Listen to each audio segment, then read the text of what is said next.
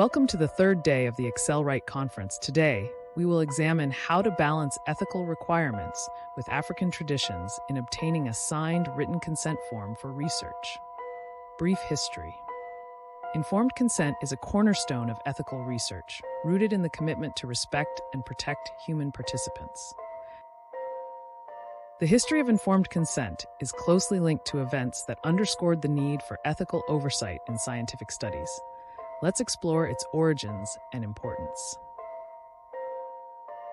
The concept of consent in medical and research settings dates back to ancient times.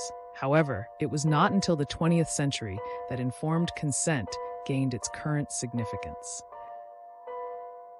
A pivotal moment was the exposure of unethical practices in the Nazi human experiments during World War II, leading to the Nuremberg Code in 1947, which established international guidelines emphasizing voluntary consent.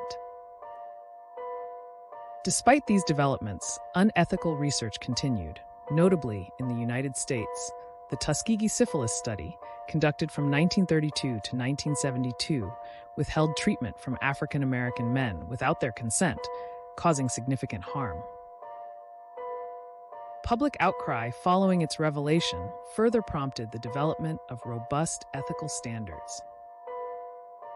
In 1964, the Declaration of Helsinki provided guidelines focusing on researchers' responsibilities, emphasizing informed consent and participant welfare, inspiring national regulations globally.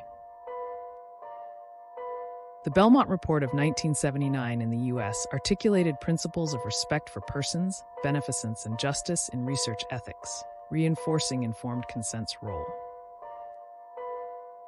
Informed consent today is a dynamic process, aiming to guarantee participants' autonomy through clear communication about the study's nature, potential risks, benefits, and the freedom to withdraw at any time. It is not merely a formality, but a dialogue ensuring understanding and voluntary participation. The purpose of informed consent transcends mere documentation with a signature, potentially unacceptable in certain cultures. It is foundational to trust between researchers and participants, empowering individuals to make informed decisions about their involvement, ultimately safeguarding their dignity and rights. As research advances, adherence to informed consent becomes even more vital, reinforcing the ethical fabric of scientific inquiry. As we delve into the discussion about balancing ethical standards with traditions concerning signing the informed consent form, let us remember the reason for consent in the first place. Striking a balance is crucial rather than favoring one end. Let us begin with a question. Should a signed written form be the absolute evidence of valid consent? Should oral consent be used even if it cannot be verified?